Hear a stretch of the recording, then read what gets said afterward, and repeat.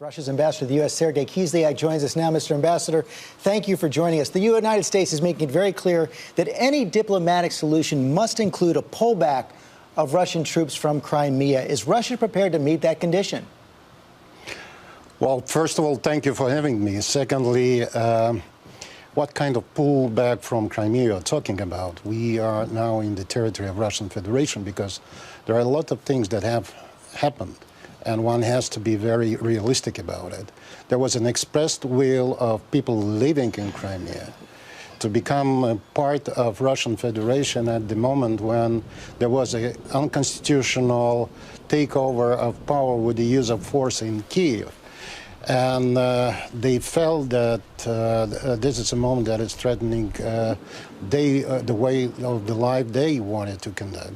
So Crimea is a part of Russian Federation, and how about Eastern Ukraine, sir? Can you state unequivocally that Russian troops will not push into Eastern Ukraine?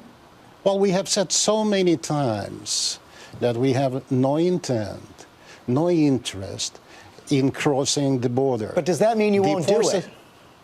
Well, we are not planning to. We have our forces conducting the exercises in the territory of Russian Federation. I would like to remind you, in the territory of Russian Federation. That is normal exercise that we are conducting. Moreover, we have offered transparency over the issue, and there were a number of overflights done, including by our Ukrainian neighbors and friends, just for them to be sure that there was nothing happening that would be considered threatening to their interests. You heard President Obama label Russia a regional power acting out of weakness. Your response? Well, if you consider Russia a regional power, look at the region that we are in. It's from Europe to Asia. It's quite a significant region in the first place. Secondly, I think that those categorizations are very artificial.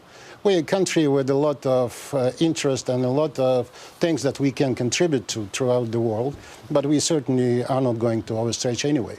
Will there be a diplomatic solution to this crisis? I hope so, and it's something that we have been trying to work on for quite a long period of time. We have developed our own ideas. We understand what can be of help to Ukrainian people, because the biggest problem, and you need to remember this, is not between Ukraine and Russia. It's between Ukrainian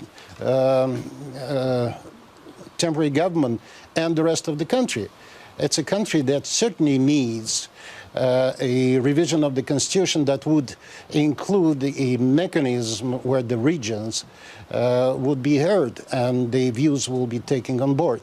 And it's something that is important. And if international community can help the Ukrainians to do this process, that would certainly be helpful. Mr. Ambassador, thanks very much for your time this morning. Thank you very much.